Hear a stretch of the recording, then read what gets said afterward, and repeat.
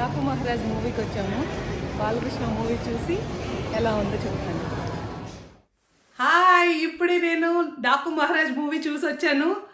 చాలా చాలా చాలా బాగుంది.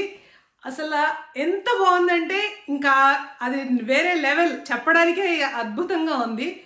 బాలకృష్ణ గారి యాక్షన్ అదర్స్, అది మనం చెప్పుకోవాల్సిన అవసరం లేదు.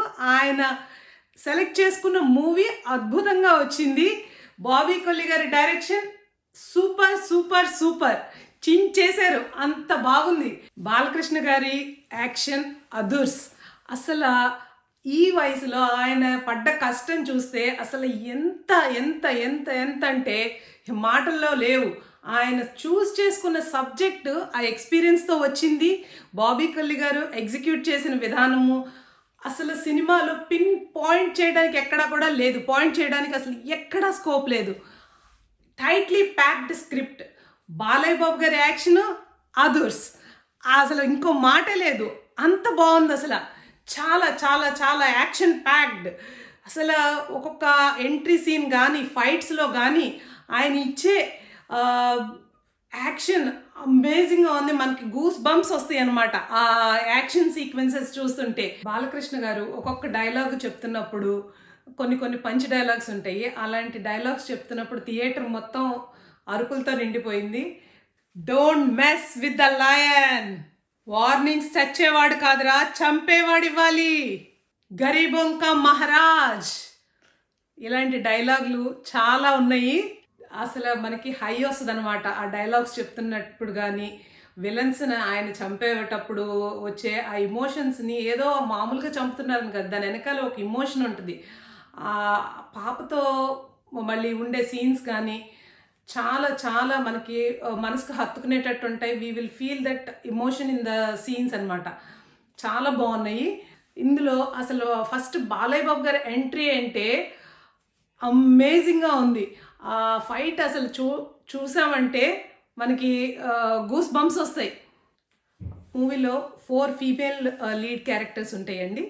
అందులో హీరోయిన్ కాకుండా వేరే పాత్రల్లో కూడా వేరే వాళ్ళు, ఊర్వశి రౌతెల్లా కానీ, ప్రజ్ఞ జైస్వాల్, చాందిని చౌదరి అండ్ శ్రద్ధా శ్రీనాథ్ గారు, వీళ్ళందరూ కూడా వాళ్ళ వాళ్ళ క్యారెక్టర్స్ని చాలా చాలా బాగా చేశారు.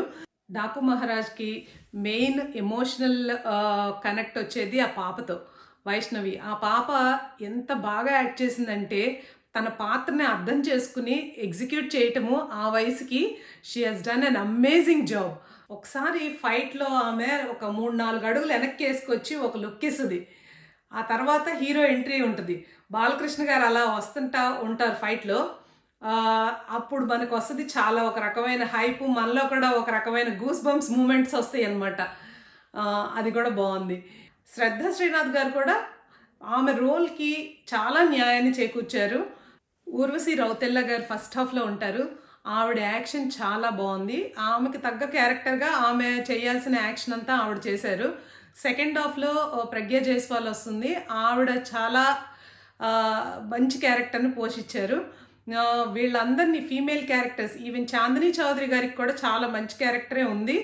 ఎవరిది వాళ్ళు అంతా బాగా ఎగ్జిక్యూట్ చేశారు. ఇదంతా కూడా ఆ లేడీస్ కూడా ఇంపార్టెంట్ క్యారెక్టర్ ఇచ్చినందుకు బాబీ కొల్లి గారికి హ్యాట్స్ ఆఫ్.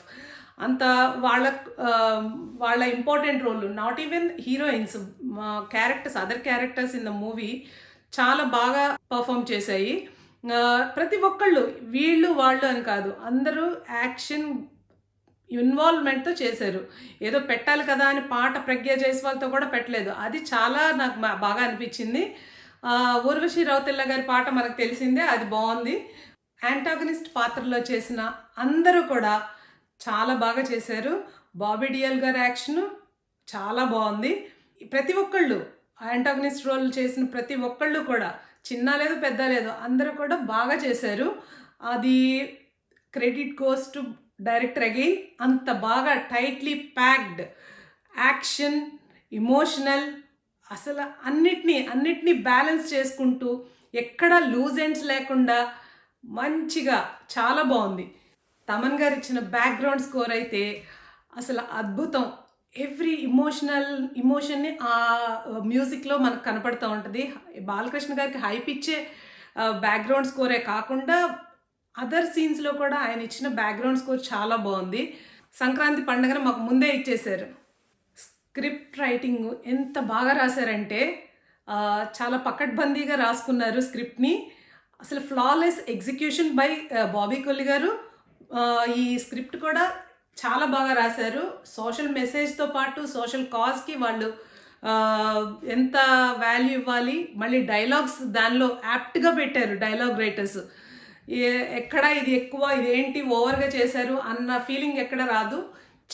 ముఖ్యంగా మాట్లాడుకోవాల్సింది ఆ లైటింగ్ గురించి అండి. సినిమాటోగ్రాఫర్ ఆయన చాలా బాగా చేశారు. విజయ్ కమల్ కన్నన్ గారు చాలా ఏంటంటే అది ఒక ఆ వరల్డ్లోకి వెళ్ళిపోయేటట్టు ఉంది. ఆ మూవీ వరల్డ్లోకి ఆ లైటింగ్ అంతా బాగుంది. Thank you for watching my opinion on Daaku Maharaj.